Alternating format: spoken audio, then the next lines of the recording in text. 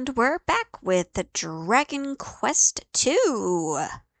Killing an adorable little slime before I continue my quest to unite with my cousin Ginger, possible third cousin. Hello, doggy.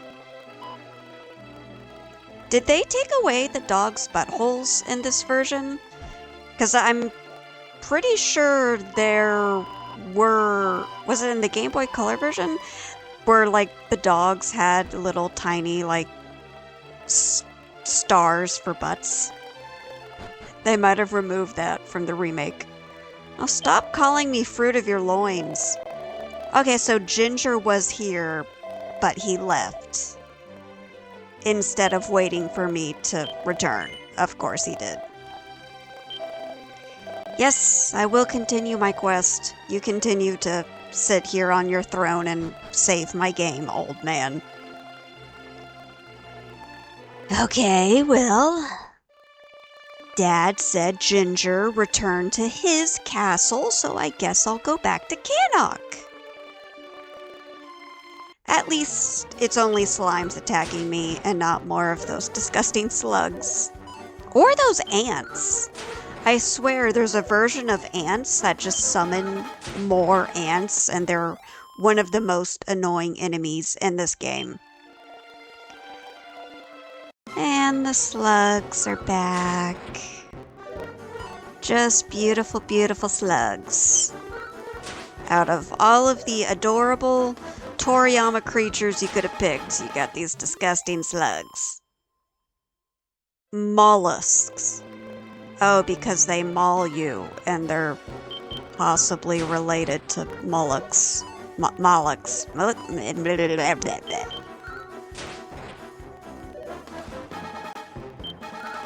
The enemy are defeated.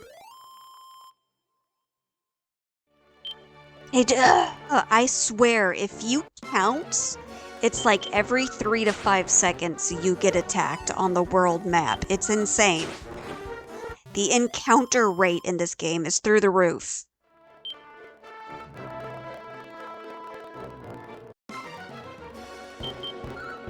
Also, for like the Dragon Quest III, they couldn't make the enemies move a little bit for this remake. They're kind of just stationary. Almost at the castle. Get attacked by the same 3 Drakis.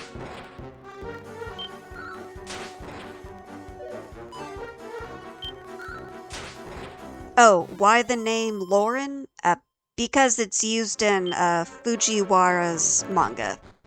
They used the name Lauren for a scion of Loto. Okay, let's see if he's here. Hey, you seen your brother?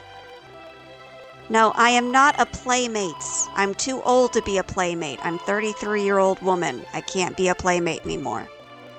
It's so hard getting out of her room. Okay, where's your son? Okay, so he hasn't returned here yet either, of course. And another reason Dragon Quest II is so painful, because trying to find the Prince of Cannock is such a headache. Granted, I already knew where he was. I just wanted to see the king's reaction.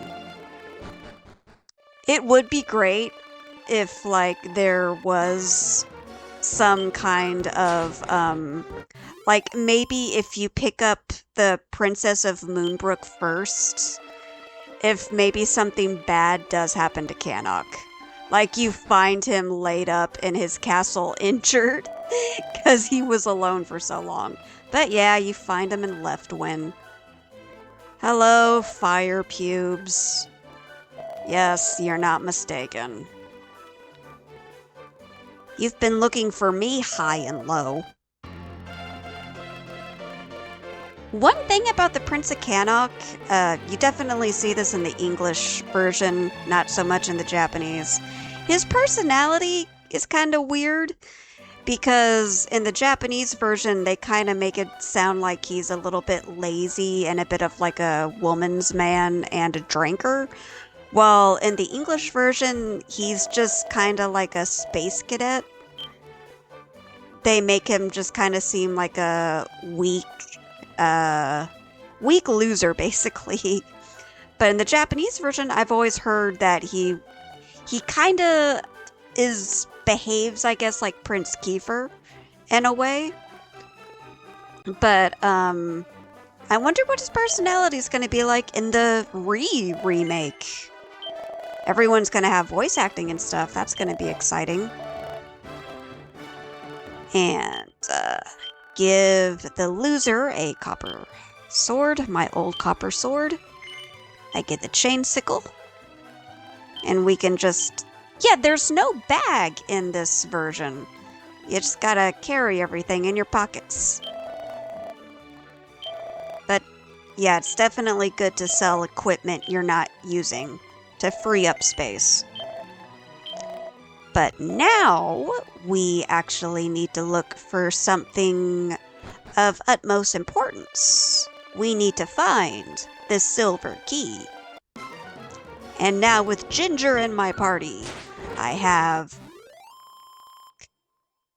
not really a meat shield. He can heal, which is good. Yeah, there's a couple more places on this continent to explore before we go looking for Princess Pudding.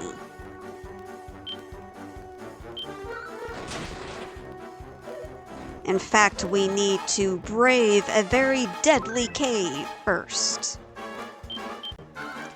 This game doesn't have the thief key and the ultimate key and the magic key, but it does have a silver and gold key. In Dragon Quest I, keys broke after you use them. In this game, they made permanent keys. And you gotta find them. Kill the adorable draggies. I bought the plushie Draggy on Amazon, and when I tried looking for it again on Amazon, I couldn't find it. I did get some really cool plushies from anime conventions, but I haven't been to one since the fire because they're just kind of expensive, and as someone with social anxiety, they're kind of eek. Also, they usually don't have a whole lot of Dragon Quest stuff. I did get King Bubba at an anime convention.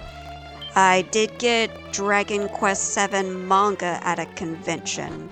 There were 14 books in that series. I mentioned in my last video how I didn't know if the creator stopped writing those because I was kind of like translating the books through Google Translate, and like book 14 ends around the time Kiefer Vominuses the moment Kiefer finds something else to quest for, I should say. And also, the Dragon Quest VII manga seems to suggest that Kiefer is possibly in the bloodline of Loto, which is weird. But also in Dragon Quest XI, the Prince of Canoct and Prince Kiefer actually meet, and I always wonder if maybe Kamui Fujiwara's works are meant to be part of like Dragon Quest lore? I do not know. I'm not a Japanese fan. I am a American fan, and we don't have all of the manga and books and such that the Japanese fans have. I would have to question one of them.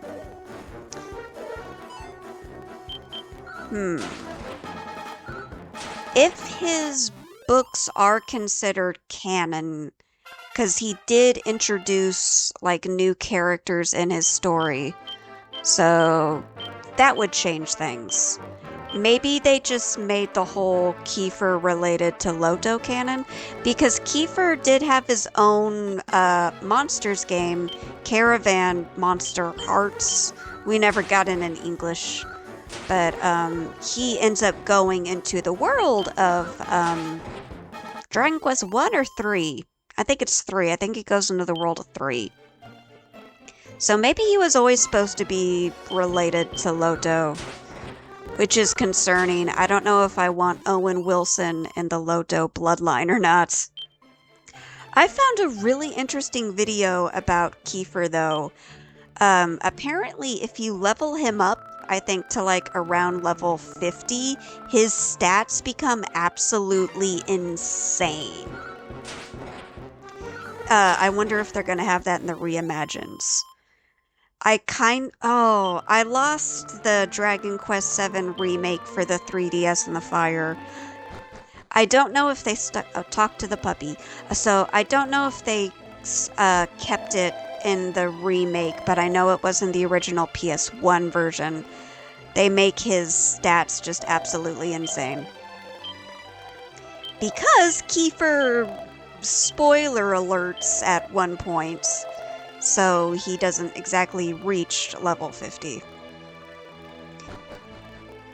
Unless you just super grinded heavily, I guess, in the game. I bet people did, though. Definitely, I mean, that rumor of Kiefer's stats going crazy had to come from somewhere. But yeah, that's just like stuff I've heard on the TikTok version of YouTube. I don't have TikTok on my phone. I just watch the shorts on YouTube, which are basically the same as TikToks, I guess. And more of these gross slimes. So anyway, Ginger and Lauren are heading towards a shrine where an old man will tell us about the silver key we need for our quest to open doors. Which raises the question, the people behind those doors, are those people just forever trapped in those rooms until we come along? Or do they have silver keys that they're just not sharing with us? Because that's kind of mean. Give us the silver keys. We're the heroes trying to save the world. We deserve the silver keys.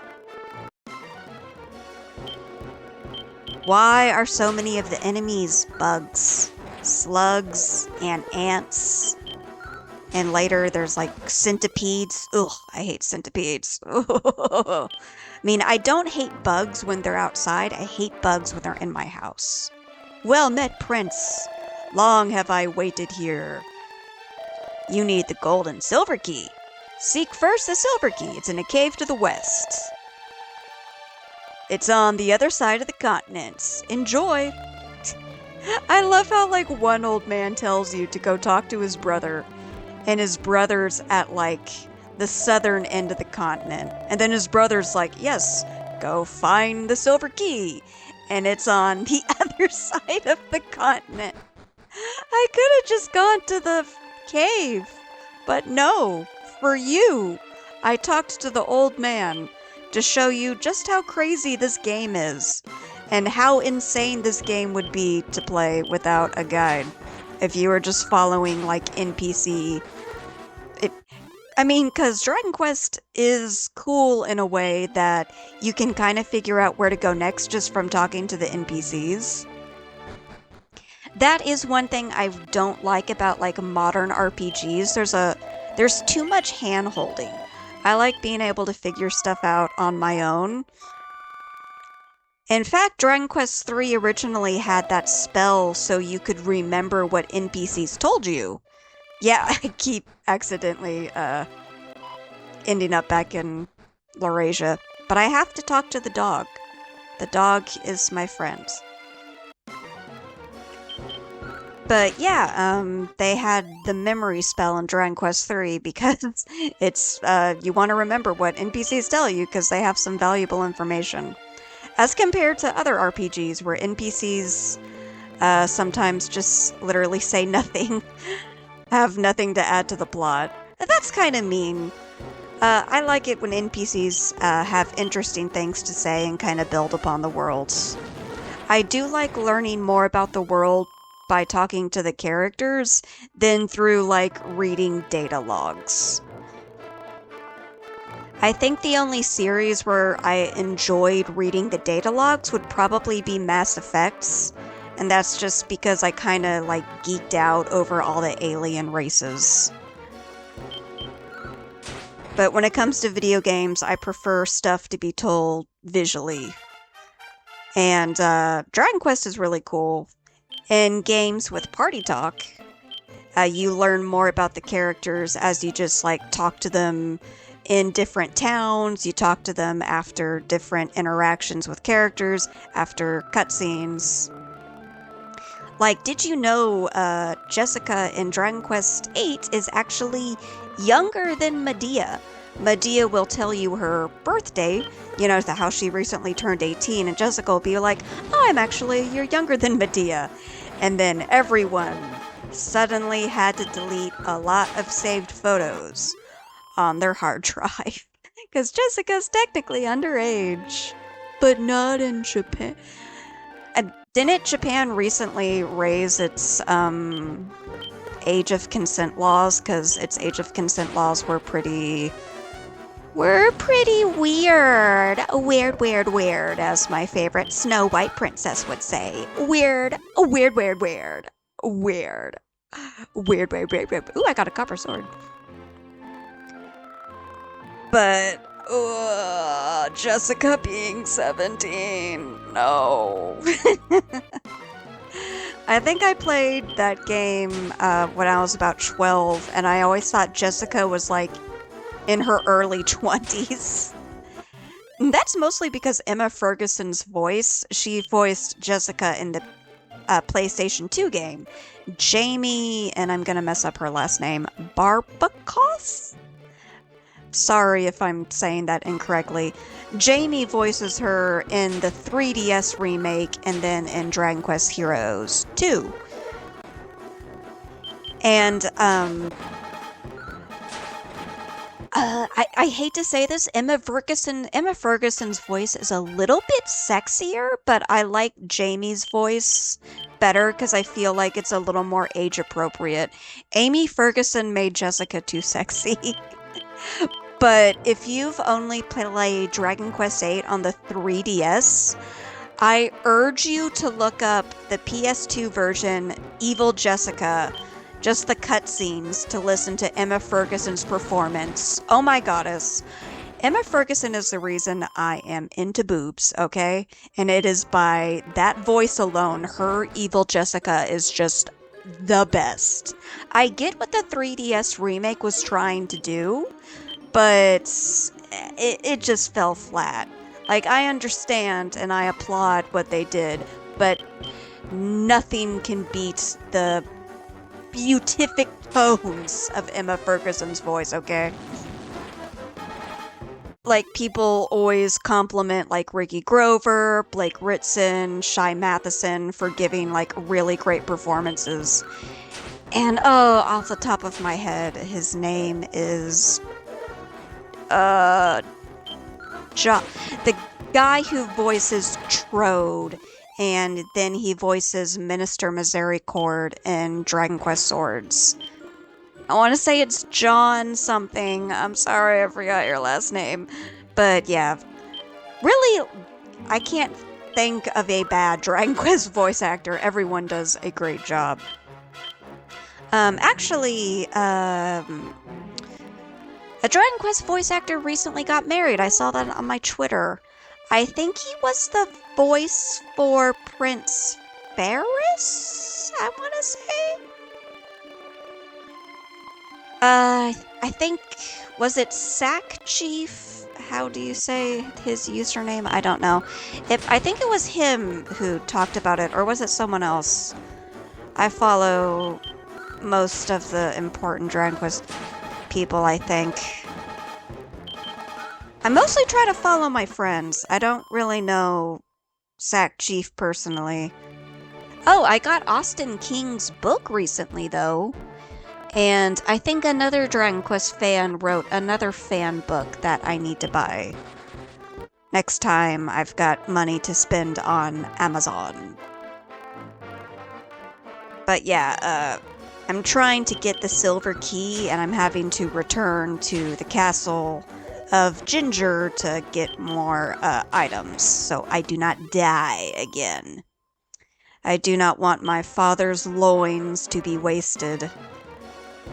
I do not want to die and lose half my gold. The enemy are defeated.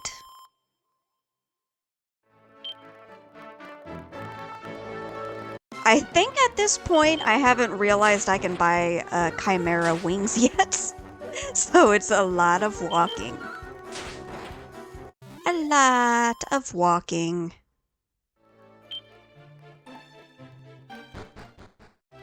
Hanok, you need to like trim your bushes and mow your grass. Your area is way too heavily forested.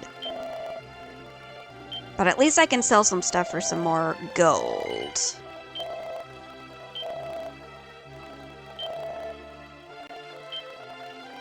And what do you guys think about the way the characters talk?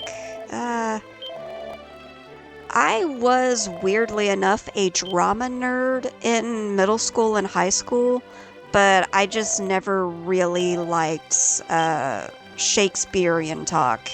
It kind of got on my nerves. So the Ren Fair speak of ye old dragon warrior, it can be fun sometimes, but it gets kinda, it makes my eyes hurt after a while. I wouldn't mind if it was just a few characters who spoke like that. It's the fact that, like, everyone you meet speaks like that is annoying. Tickle thy fancy. Better save the divine dagger for pudding. But I could save for some better armor for myself and Ginger. But let's go talk to Ginger's sister. What's up? Thou puny sisterling, I think not. Thou art an almighty rotter. Don't worry, you're gonna be like the biggest thing to happen to Dragon Quest since Jessica's boob jiggle physics. Everyone is so excited that the Princess of Cannock is joining the party. I mean, I don't like new character. I mean, she's not a new character, she's in this game, but I personally want to see another character join the party, but I'm not going to say his name because it's a spoiler alert. Then again, I doubt all these videos will be popular enough for me to continue them, so I'll just go ahead and say it. So in this game, you can go back to the Dragon Quest I area, and you can actually go to Dragonlord's Castle. And if you venture into Dragonlord's Castle, you actually meet a cute, adorable character named Draco Lord Jr.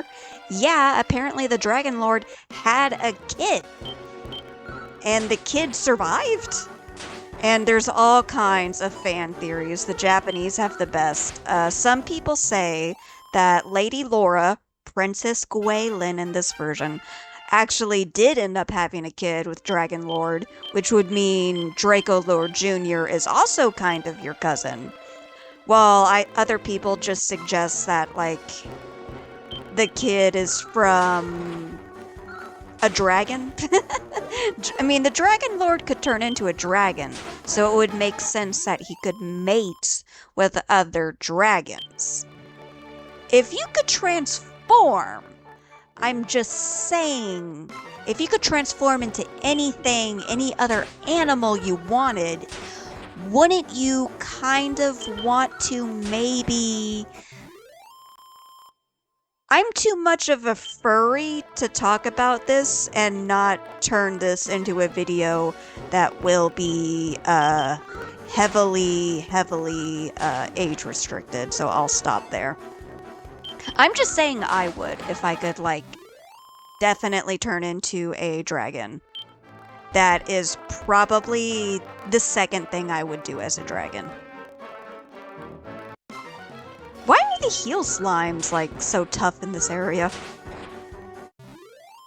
These heal slimes think they could take me on individually. That's how tough they are. Okay, into the cave. We can survive this, Ginger. Why did I go up there? I could see from the beginning nothing was up there.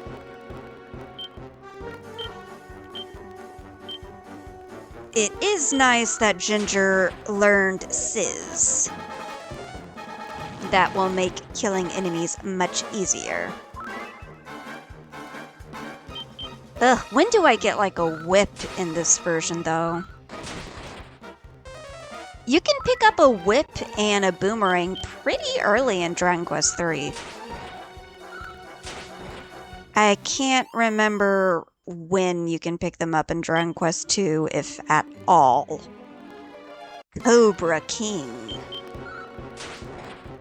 Yeah, those guys are dangerous because they can also poison you. But luckily they do drop a lot of antidotal herbs. Herbs. Tombala tickets. And bubble slimes.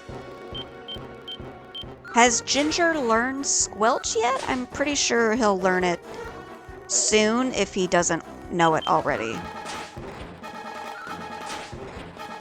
The enemy are defeated. Ginger, you walk a little bit too close to me. I feel like you could smell my hair if I had hair. Yeah, the goggles that the princes wear. Oh, and of course I get poisons. Yeah, I always wondered if that was in reference to Ramia. Like riding a bird, you'd kind of want to wear goggles because of the air resistance and whatnot. And then in Dragon Quest Builders 2, you got goggles. So maybe goggles were just in fashion. But Ramia's not in this game. Where'd she disappear to? I guess Dragon Quest VIII. Why are the heal slimes so weirdly tough? Get rid of them already! The enemy are defeated. Do-do-do-do-do-do-do.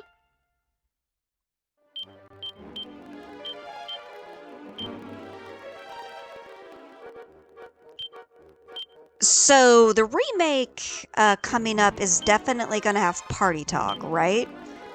Or I swear I will revolt if it doesn't. Because, I mean, you're only going to have 3 other members in your party. The Prince, Ginger, Princess Pudding, and Ginger's sister, Ginger Snap, I guess. And, well, maybe Draco Lord Jr. Maybe he'll be like a super bonus character. Like, maybe you can unlock him only after you beat the game the first time? Or he could be like Marcello from the 3DS remake, where he joins in on, like, one boss battle. A part of me wishes they'd made Marcello a permanent party member, but at the same time, I could see him not working well if you decide to keep...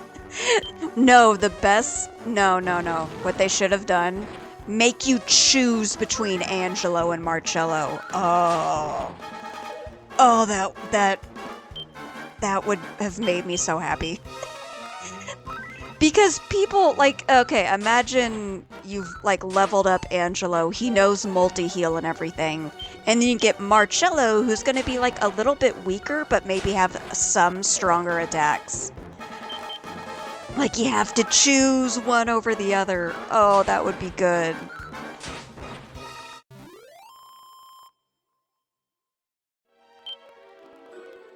Oh, speaking of, like, crazy stuff they put in Dragon Quest, though, and they removed. There's actually, in Dragon Quest II, old original version, Yuji Horii wanted to add an ending where, I used the Seed of Life on Ginger, on myself. Yeah, because I used a seed on Ginger and it only gave him like 1 point. I used it on myself and it gave me 5 extra life points. But anyways, Yuji Horii originally wanted to put an ending where if the Prince of Cannot died in the final scene of Dragon Quest II, if the Prince of Cannot is still dead, his sister kills you, the main character, in the end. But I guess they removed it because it was too dark, or maybe because of just like time pressure or whatnot. They made Dragon Quest II in like less than 9 months, didn't they? Like after releasing the first Dragon Quest game, they came out with 2 pretty quickly. But yeah, that's like a crazy bit of lore. They originally were gonna have the Princess of Cannot kill you if her brother is dead.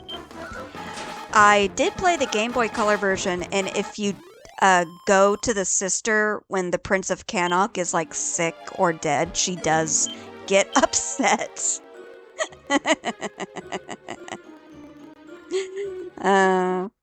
Yeah, I think I made a joke on Twitter, like, if I make her brother cast Kamikaze, is she gonna be angry and start attacking me?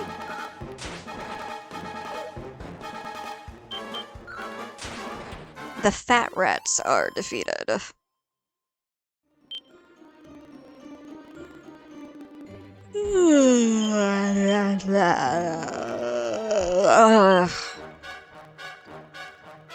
Yeah, the Dragon Quest II remake is also going to have mermaids. Which, I guess is cool. Mermaids were like a Dragon Quest VI thing. I wonder how long it's gonna be before we actually see Dragon Quest 4, 5, and 6 remade, because those are the ones I'm really excited for. Ooh, especially with voice acting in Dragon Quest 5. Oh, who would be Deborah's voice actor? Oh, I want Dragon Quest 5 reimagined. Or would Dragon Quest 4, 5, and 6 look better with the Octopath Traveler graphics? The reimagined Dragon Quest 7 graphics are a little bit uncanny valley to me. Like, the puppets are cute and the idea is cute, but it's so weird. Why is Dragon Quest 7 the redheaded stepchild of the family? And I'm not just talking about Maribel taking your shard and completely ruining the game for you when she leaves the party with that shard. But it's just such a weird game. A lot of people say they don't like Dragon Quest VI, and those people are wrong because Dragon Quest VI is a masterpiece and is one of the best games in the Sinethian trilogy. But Dragon Quest VII is kind of just on its own and so bizarre. I guess Dragon Quest 8 and 9 don't belong to a trilogy either. But 7 feels like, oh, I got the silver key finally. But Dragon Quest 7 feels like, what were the writers smoking when they came up with Dragon Quest 7? It is so bizarre. And I think that's it for this video. Now that I have the silver key, it's time to look for Princess Pudding. Ta-ta for now.